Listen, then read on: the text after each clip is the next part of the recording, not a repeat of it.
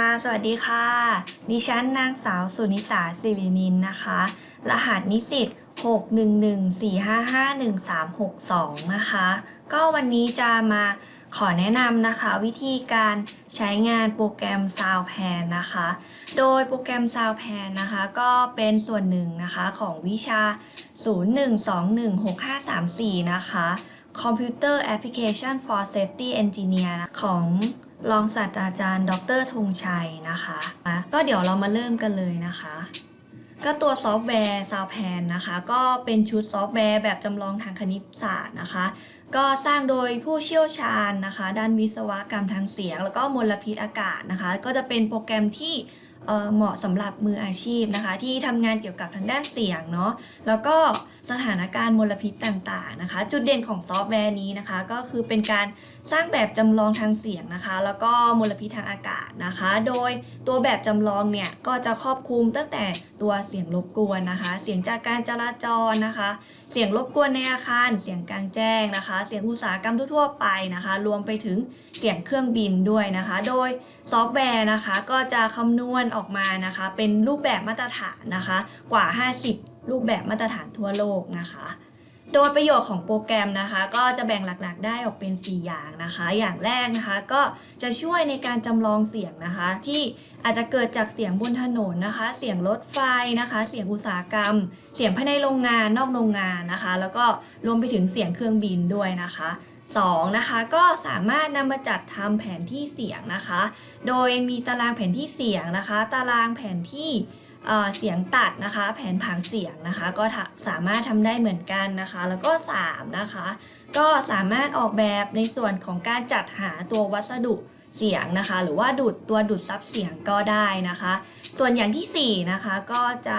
มีข้อแนะนำนะคะในการที่จะช่วยให้เราปรับปรุงนะคะระดับเสียงเนี่ยให้มันอยู่ในค่าที่เหมาะสมนะคะต่อมาเรามาเริ่มถึงขั้นตอนการดาวน์โหลดโปรแกรมเนาะก็เพื่อนๆสามารถเข้าไปที่เว็บไซต์นะคะตัว www.soundpan นะคะ .eu นะคะแล้วก็ลิงก์ตามนี้เลยนะคะโดยตัวเว็บไซต์เขาเนี่ยก็จะให้กรอกตัวข้อมูลนะคะเป็นข้อมูลรายละเอียดของตัวเราก่อนนะคะแล้วทางตัวเว็บไซต์นะคะเขาก็จะส่งลิงก์นะคะเป็นอีเมลนะคะเพื่อให้เราดาวน์โหลดตัวเดโมมาลองใช้งานกันนะคะ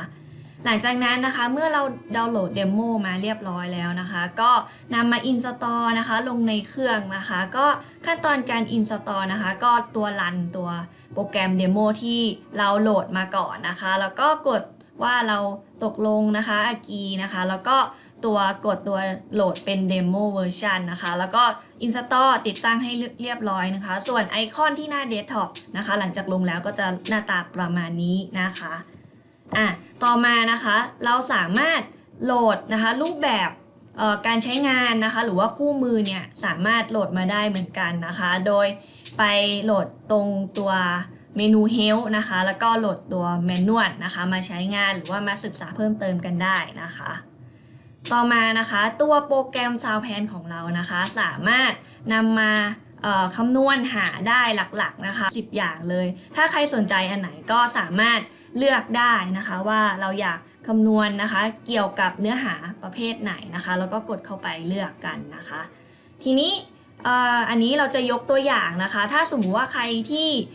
ยังไม่มีแผนหรือว่าไม่มีโปรแกรมในการทำ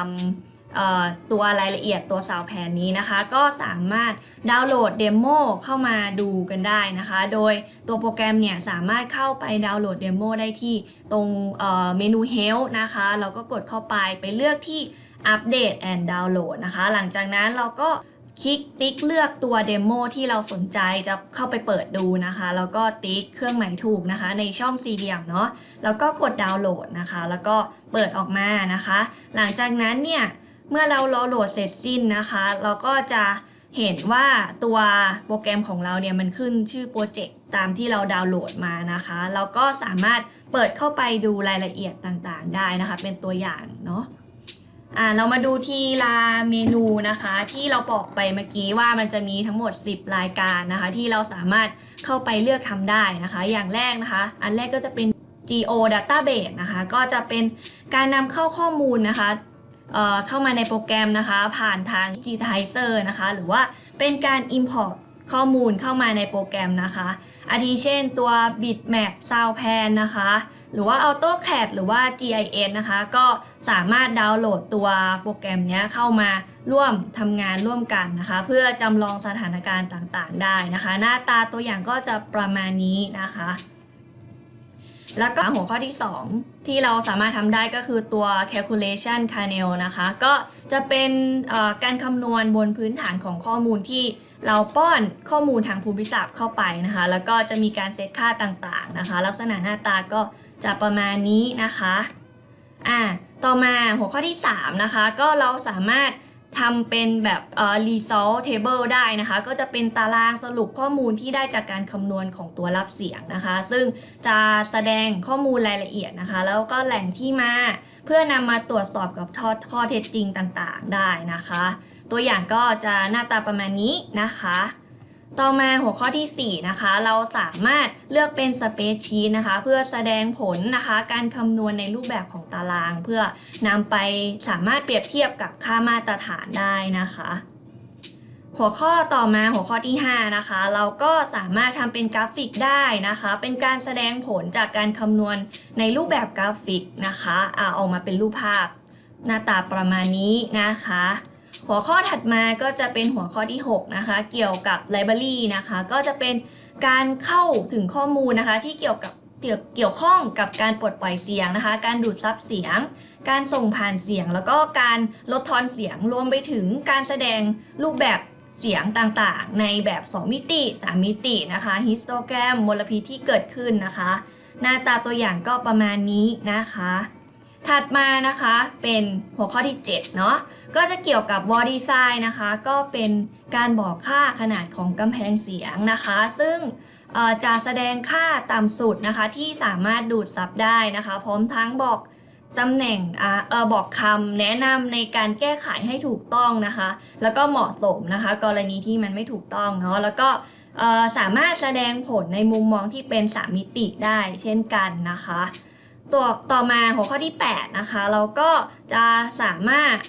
ทำการ expert industry นะคะหรือว่าเป็นรายละเอียดนะคะการวิเคราะห์เกี่ยวกับที่มาแล้วก็ตัวรับเสียงนะคะแล้วก็เป็นการเพิ่มประสิทธิภาพในการควบคุมต้นกำเนิดเสียงนะคะการสร้างแบบจำลองทางกราฟิก3มิตินะก็จะเพื่อสามารถดูว่าแหล่งที่มาแล้วก็ตัวรับสัญญาณนะคะอยู่ที่ไหนบ้างนะคะหน้าตาก็จะประมาณนี้นะคะถัดมานะคะหัวข้อที่9แล้วเนาะก็จะเป็น noise allotment นะคะเป็นการจัดสรรเสียงรบกวนนะคะที่เป็นการคำนวณมลพิษทางเสียงที่อาจจะเกิดขึ้นในพื้นที่อุตสาหกรรมที่วางแผนจะใช้งานนะคะถัดมาหัวข้อสุดท้ายนะคะก็จะเป็นเกี่ยวกับbuilding acoustic outside นะคะก็จะเป็นหัวข้อที่เกี่ยวกับใช้สำหรับการคำนวณนะคะการประมาณค่าจำนวนกำแพงแล้วก็หน้าต่างที่ต้องใช้นะคะโดยใช้คำนวณเทียบกับมาตรฐาน EN นะคะ1 2 3 5 4หน้าตาก็จะประมาณนี้นะคะสรุปเนี่ยไอตัวโปรแกรม Soundpan นะคะก็มีประโยชน์ในการเกี่ยวกับคำนวณมลพิษทางเสียงนะคะอาจจะเป็นคำนวณโรงงานนะคะก่อนสร้างก็ได้นะคะเพื่อจะดูว่าแหล่งกำเนิดเสียงนั้นมันก่อให้เกิดมลพิษมากน้อยแค่ไหนจะได้หาทางปรับปรุงนะคะก็วันนี้ก็ขอจบการแนะนำนะคะเกี่ยวกับการใช้งานโปรแกรม Soundpan นะคะหวังว่าเพื่อนๆก็จะได้ประโยชน์จากการแนะนำไม่มากก็น้อยนะคะวันนี้ไปละค่ะสวัสดีค่ะ